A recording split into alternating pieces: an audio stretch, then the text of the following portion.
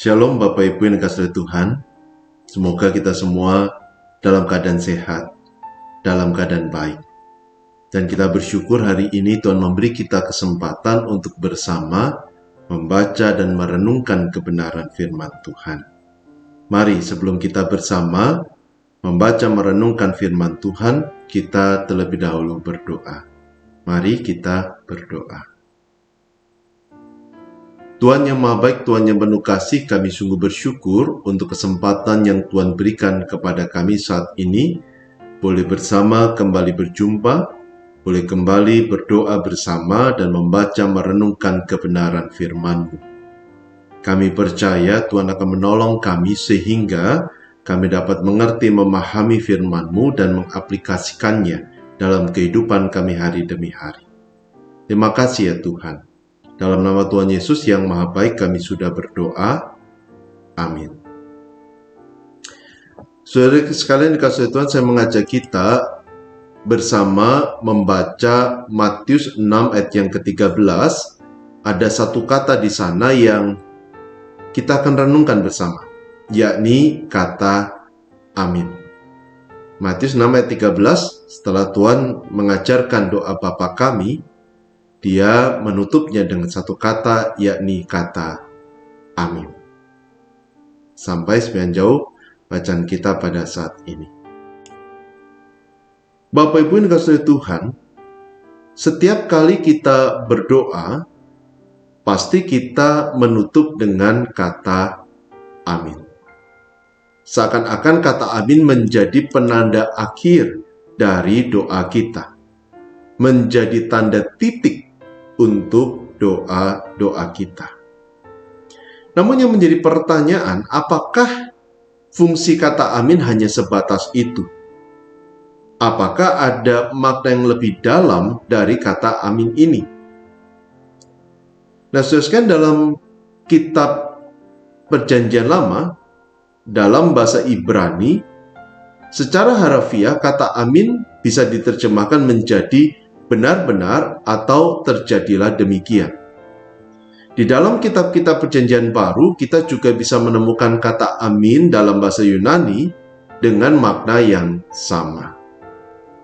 Dalam Perjanjian Lama, hampir separuh penggunaan kata amin bisa ditemukan dalam kitab Ulangan, di mana bangsa Israel memberi respon terhadap hukuman yang diberikan Tuhan atas dosa-dosa mereka. Dan setiap pernyataan diikuti dengan frasa, dan seluruh bangsa itu haruslah menjawab amin. Misalnya kita bisa melihat itu dalam kitab Ulangan pasal 27 ayat 15-26. Nah, saudara sekalian, dalam konteks itu pengucapan kata amin menunjukkan bahwa mereka, bangsa Israel, sedang menyetujui hukuman yang adil yang diberikan oleh Allah yang Maha Kudus, Maha Benar. Karena itu mereka menjawab, terjadilah demikian. Kiranya hukuman itu terjadi dalam kehidupan mereka karena mereka sudah berdosa kepada Tuhan.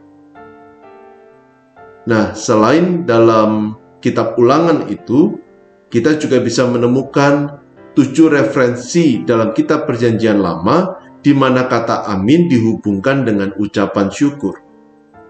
Misal, dalam 1 Tawari pasal 16 ayat 36, bangsa Israel berkata, amin, pujilah Tuhan. Dalam konteks itu kata amin dipahami sebagai sebuah pernyataan keyakinan bahwa Tuhan telah dan akan menggenapi janjinya untuk memberikan berkat dan memelihara umatnya. Karena itu, selain pernyataan iman, juga menjadi sebuah ungkapan syukur. Karena Tuhan sudah dan akan menggenapi janjinya dalam kehidupan umatnya. Nah, di dalam kitab Perjanjian Baru, beberapa kali penulis surat menutup surat-surat mereka dengan kata amin. Misalnya, Rasul Paulus dalam Roma 16 ayat 27, Galatia 6 ayat 18, Filipi 4 ayat yang ke-20, dan juga bagian kitab yang lainnya. Dan yang menarik, kata amin itu didahului dengan doa berkat atau permohonan agar Tuhan memberikan berkat kepada penerima surat itu. Nah, dalam ayat-ayat itu, kata amin merupakan sebuah pernyataan keyakinan dari sang pengirim surat bahwa Tuhan pasti akan memberikan berkat-Nya sesuai dengan permohonan mereka kepada sang penerima surat itu. Nah, Rasul Yohanes pun juga menggunakan kata amin di dalam kitab Wahyu. Bahkan kita bisa menemukan 9 ayat di mana Rasul Yohanes menulis kata amin. Beberapa misalnya Wahyu 1 ayat yang ke-6 sampai ke-7, Wahyu 3 ayat yang ke-14, Wahyu 5 ayat 14, Wahyu 7 ayat yang ke-12, Wahyu 19 ayat yang ke-4, Wahyu 22 ayat 20 dan 21. Dan setiap kata amin dikaitkan dengan pujian untuk kemuliaan Tuhan maupun pembahasan tentang kedatangan yang kedua serta akhir zaman. Seakan Rasul Yohanes ingin menegaskan bahwa semua yang dinyatakan Allah yang telah dituliskan dalam kitab Wahyu pasti akan terjadi, pasti akan digenapi oleh Allah. Nah, saudara sekalian, dari ayat-ayat ini paling tidak kita bisa melihat bahwa kata amin bukan sekedar penutup doa. Kata amin merupakan sebuah pernyataan iman bahwa semua yang difirmankan Tuhan, semua yang dijanjikan Tuhan, pasti akan digenapi oleh Tuhan. Karena itu kita mengatakan kata amin, bahwa itu semua pasti terjadi. Dan kata amin juga merupakan sebuah ungkapan syukur, serta komitmen untuk taat kepada Tuhan.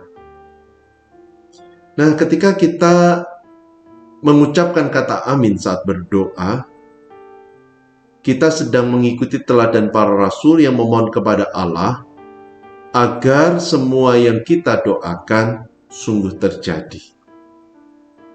Namun, pada saat yang sama, kata amin juga merupakan sebuah pernyataan komitmen bahwa apapun yang Tuhan putuskan pada akhirnya, kita meyakini bahwa itu yang terbaik, dan yang terbaik itu kiranya terjadi dalam kehidupan kita. Nah, saudara, mengingat keterkaitan yang sangat erat antara kata amin dengan iman dan ketaatan, maka sudah seharusnya setiap doa kita dipanjatkan sesuai dengan kehendak Tuhan.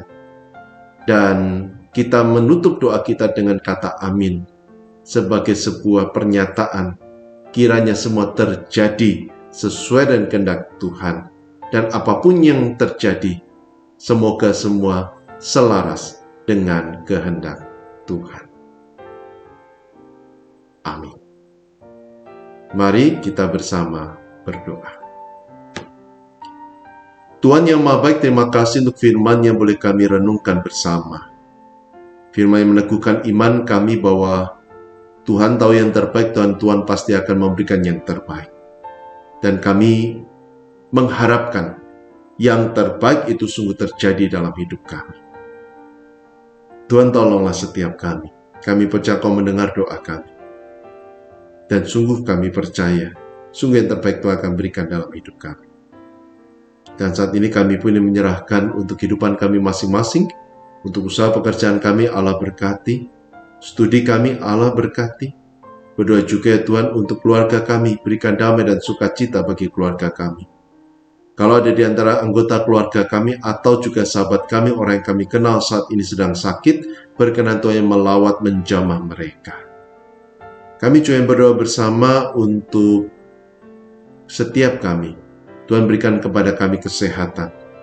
Dan biarlah kesehatan itu kami boleh jaga dengan sebaik-baiknya. Kami gunakan dengan bertanggung jawab untuk kemuliaan nama Tuhan. Kami juga berdoa Tuhan untuk gereja Tuhan GKI Kutisari Indah, gereja milik Tuhan yang telah Tuhan dirikan dan Tuhan pimpin hingga saat ini. Biar apa yang Kau kehendaki terjadi atas gerejamu, dan gerejamu boleh dipakai oleh Tuhan menjadi saluran berkat bagi banyak orang. Kami juga berdoa bersama untuk bangsa negara kami. Allah berkasih karunia atas Indonesia, Dan kami percaya Tuhan akan berikan yang terbaik bagi Indonesia, karena Tuhan mengasihi bangsa ini. Berkati juga untuk kota Surabaya dan Provinsi Jawa Timur, berikan keamanan, damai, dan sejahtera. Terima kasih ya Tuhan, kami percaya Kau telah mendengar setiap doa kami, dan setiap permohonan ini kami panjatkan di atas keyakinan bahwa Tuhan mendengar dan Tuhan akan berikan yang terbaik. Dan saat ini, hamba memohon, berkenan Tuhan yang mengulurkan tangan dan memberikan berkat. Bapak, Ibu, Saudara-saudari yang dikasihi oleh Tuhan, arahkan hati pada Tuhan dan terimalah berkat dari Tuhan. Allah yang Maha Pemurah, Dia mendengar setiap doa yang kau panjatkan. Dia akan memberikan yang terbaik, karena Dia mengasihi engkau, dan kasih-Nya tidak berubah dari sekarang sampai selama-lamanya. Amin. Tuhan memberkati, tetap sehat, tetap semangat, kasih Tuhan mengiringi saudara.